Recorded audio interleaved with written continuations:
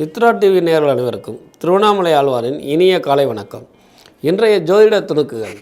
வீட்டில் செல்வ நிலை தங்கலைங்க, காசு பணம் தங்கலை, நிறையா ஹோமம் பரிகாரம்லாம் பண்ணிட்டேன், எல்லாருடைய ராசி நட்சத்திரங்கள்லாம் நல்லா இருக்குது அப்படின்னு சொல்கிறாங்க.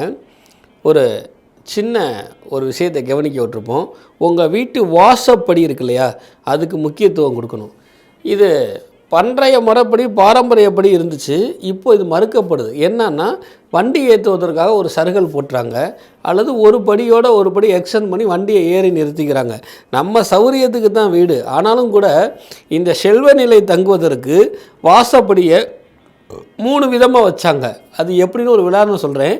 லாபம், நட்டம், லாபம் அப்படின்னு வச்சாங்க. அந்த லாபத்தில் முடியணுமா, அதாவது முதல் படியில் லாபம், அப்போ வாழ்க்கையில் நட்டங்கிறது வரும், மீண்டும் நீ லாபத்துக்கு வரணுங்கிறதுக்காக லாபம் நட்டம் லாபம்னு வச்சாங்க. இது 3 படி தான் வைக்கணும் அப்படிங்கிற என்னுடைய நோக்கம் அல்ல. இந்த மாதிரி எதுவாக இருந்தாலும் லாபத்தில் முடிகிற மாதிரி வைக்கணும். இதுக்கு உதாரணம் இருக்குதா அப்படின்னு பார்த்தீங்கன்னா, பிரதானமாக நம்ம கணக்கு நோட்டில் எழுதும் பொழுது போட்டுட்டு லாபம்னு எழுதுவோம்.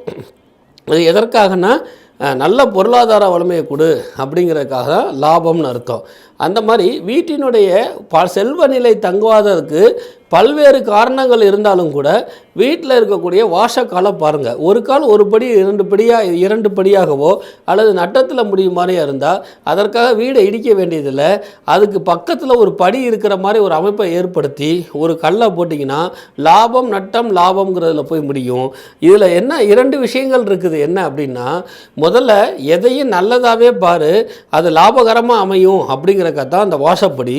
அடுத்ததாக என்ன விசேஷம் அப்படின்னு கேட்டிங்கன்னா, சரி, எங்கள் காசு தான் காசை சேர்க்கும், நீர் தான் நீரை சேர்க்கும்னு பெரியவங்க சொல்லி வச்சுருக்குறாங்க.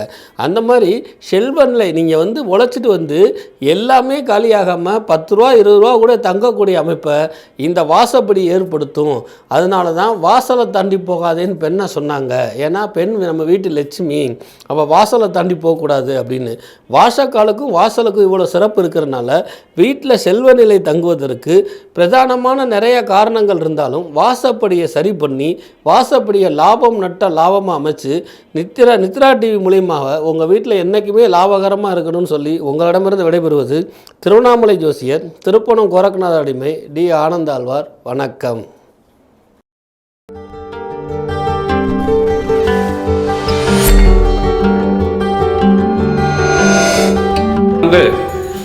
ஆலய வழிபாடுகள் முறைகளெல்லாம் தமிழ்நாட்டில் இருக்கக்கூடிய ஒவ்வொரு ஆலயமும் தரிசனம் செய்யணும்னா நித்ரா ஆரா என்று சொல்லக்கூடிய சேனலை சப்ஸ்கிரைப் பண்ணிது தரிசனம் செய்து கொள்ளும்படி கேட்டுக்கொள்கிறோம். வணக்கம் ஆன்மீக நண்பர்களே. ஒரு நிமிடத்தில் உங்கள் ஜாதகத்தை நீங்களே கணிக்கலாம், மிகவும் துல்லியமாக. அதுவும் 400 300 இல்லைங்க, வெறும் 149 ரூபாய் குறுகிய கால சலுகையாக.